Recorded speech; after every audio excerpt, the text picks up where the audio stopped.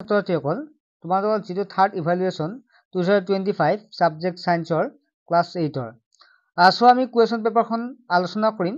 তোমালোকে জানাই ফুল মাৰ্কস 50 থাকে আৰু সময় থাকে 2 ঘণ্টা।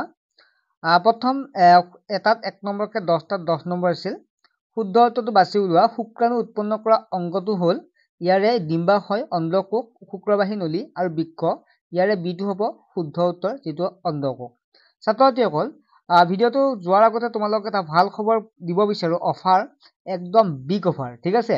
কিয় কৈছো, তোমালোকৰ এতিয়া য'ত 99 টকা মাহিলী আছিল, এতিয়া বছৰিকা পৰীক্ষালৈকে প্ৰায় 4 মাহ এই পৰীক্ষা তোমালোকৰ ক্লাছটো 99 টকা কৰা হৈছে, মানে 100 টকা কৰা হৈছে, প্ৰায় 100 টকা। 100 টকা পেমেন্ট কৰিলে তোমালোকে কি কৰিব পাৰিবা, বছৰিকা পৰীক্ষালৈকে পঢ়িব পাৰিবা মেথ, সায়েন্স, ছচিয়েল সায়েন্স আৰু ইংলিছ গ্ৰামাৰ। তেনেকুৱা বহু 100 টকা গৈছে তোমালোকৰ, গতিকে সেই 100 টকা এটা পেমেন্ট কৰি তোমালোকে ধুনীয়াকে বছৰিকা পৰীক্ষাটো ভাল কৰিব পাৰিবা অনলাইন ক্লাছৰ মাধ্যমৰ জৰিয়তে।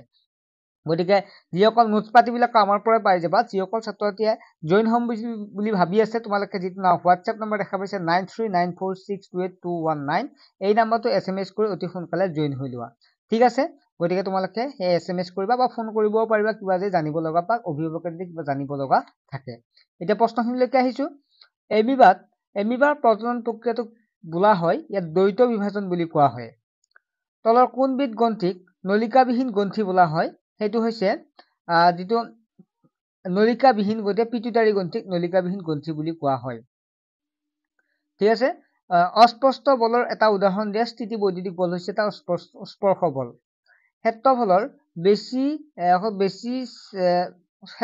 বেছি হলে চাপৰ পৰিমাণ কি হ'ব? কমিব। বলৰ মান আৰু দিশ দুয়োটা আছে। নেক্সট হৈছে ঘূৰ্ণি স্থিতি আৰু পিছল ঘৰ্ষণৰ মান অৰ্ধক্ৰমত যদি সজাও তেতিয়া কোনটো হ'ব? ঘূৰ্ণি, পিছল আৰু স্থিতি, যিটো বিটো হ'ব শুদ্ধ উত্তৰ। পুৰুষৰ স্বৰতন্ত্ৰীৰ দৈৰ্ঘ্য কিমান? 20 মিলিমিটাৰ। মানৱ দেহৰ প্ৰতিটো কোষৰ কোষকেন্দ্ৰত ক্ৰমজম কিমান থাকে? 23 জোৰ থাকে। গল ৰোগ হয় এড্ৰিনেলৰ অভাৱত। নম্বৰ 2টো আছে তলৰ প্ৰশ্নসমূহৰ উত্তৰ দিয়া।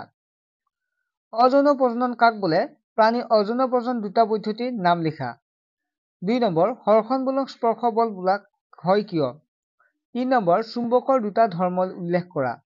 4 নম্বৰ এড্ৰিনেল কি, ইয়াৰ কাম কি? ইতিমধ্যে আমি অনলাইন ক্লাছত এইবিলাক পঢ়াইছো, তোমালোকে নিশ্চয় বুজি পাইছা, ঠিক আছে। আৰু ধুনীয়াকে বনাই লিখিব পাৰি। তোমালোক মই কৈছো এইবিলাক মুখস্থ কৰা কোনো প্ৰয়োজন নাই, নহলে তোমালোকৰ পাহৰি যাবা। গতিকে আমি যি চিষ্টেমত পঢ়াইছো তেনেকুৱাকে অনলাইন থকা ষ্টুডেণ্টখিনিয়ে ধুনীয়াকে পঢ়িব পাৰিবা। যিসকলে জইন হোৱা নাই সোনকালে হৈ ল'ব পাৰিবা। ৰূপান্তৰ কি? ৰূপান্তৰণ হতা দুবিধ প্ৰাণীৰ নাম লিখা, য'ত 1+3 3 নম্বৰ থাকে। ক্ৰমজম কি? মানৱ দেহত থকা দুবিধ ক্ৰমজম কি কি? পতংগ ৰূপান্তৰণত প্ৰক্ৰিয়াত হৰমনৰ ভূমিকা ব্যাখ্যা কৰা। বল কি? বস্তুৰ ওপৰত বল প্ৰয়োগ কৰিলে কি কি ঘটে? যৌন আৰু অযৌন প্ৰজননৰ দুটা পাৰ্থক্য লিখা, য'ত 2 নম্বৰ আছে। কাৰণ দৰ্শোৱা। এইটো আছে গধুৰ বস্তু কঢ়িয়াওতে মজদুৰে মূৰত কাপোৰৰ নোৰা মেৰিয়াই লয় কিয়?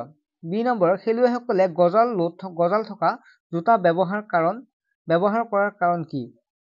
9 নম্বৰ প্ৰশ্ন হৈছে 15 চেণ্টিমিটাৰ জোখৰ ক্ষেত্ৰফল এটাৰ ওপৰত বায়ুমণ্ডলীয় চাপে ক্ৰিয়া কৰাৰ বায়ুস্তম্ভ এটাৰ ওজন কিমান হ'ব?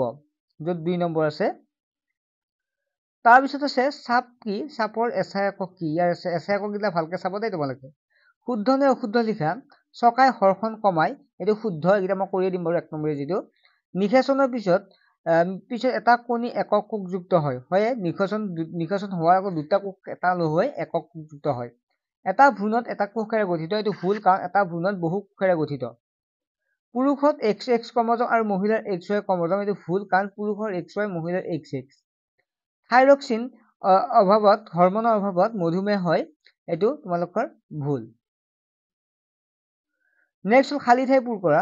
ইয়াতে এইটো দি আছে ডেছ হৰ্ষণ কমাই, চাপ ডেছ যোগ ক্ষেত্ৰফল, স্থিৰ প্ৰজনন অংগ ডেছ ভ্ৰূণত লাগি ধৰে, কুৱাৰ পৰা পানী তুলিবলৈ আমি ৰছীডাল ডেছ লাগে, ঘূৰ্ণি হৰ্ষণৰ মান পিছল হৰ্ষণতকৈ ডেছ। গতিকে তোমালোকে এনচাৰখিনি দিয়ে আছে, তোমালোকে চাইছে, গতিকে এইটো এনচাৰ, এই যিখিনি 11 নম্বৰ। ঠিক আছে, বাকীখিনি তোমালোকক নেক্সট এখন কুৱেশ্যন পেপাৰ আলোচনা কৰিম। গতিকে তোমালোকে ইম্পৰ্টেণ্ট বুলি ভাবিবা, কাৰণ ক্লাছবিলাক একেবাৰে কমাই দিয়া হৈছে, যাতে সকলো ছাত্ৰ ছাত্ৰীখিনি আমাৰ অনলাইন ক্লাছৰ জৰিয়তে আহিব পাৰে। যিটো আমি আৰম্ভণি কৰি আছো বা আমি গতিকে আমি সকলো ছাত্ৰ-ছাত্ৰীক কম পইচাৰ হ'লেও বিচাৰিছোঁ যাতে ষ্টুডেণ্টখিনিয়ে জইন হওক। ঠিক আছে, আমি বহুত পইচা নলওঁ, সেইকাৰণে কমাই দিয়া হৈছে মাত্ৰ 100 টকাত। 100 টকাতে তোমালোকে আটাইখিনি সুবিধা লাভ কৰিব পাৰিবা। ঠিক আছে, ভালদৰে পঢ়া শুনা কৰা, পৰীক্ষা ভালদৰে ভাল হ'ব, চিন্তা কৰিব নালাগে। বছৰেকীয়া পৰীক্ষা আমি দায়িত্ব ল'ম, ধুনীয়াকৈ আমি পঢ়াম, তোমালোকে অনলাইন ক্লাছত এতিয়া SMS কৰা। যদি অভিভাৱকসকলে কিবা কল কৰিব বিচাৰে বা জানিব বিচাৰে SMS বা ফোন কৰিব পাৰিব। ঠিক আছে, বাই।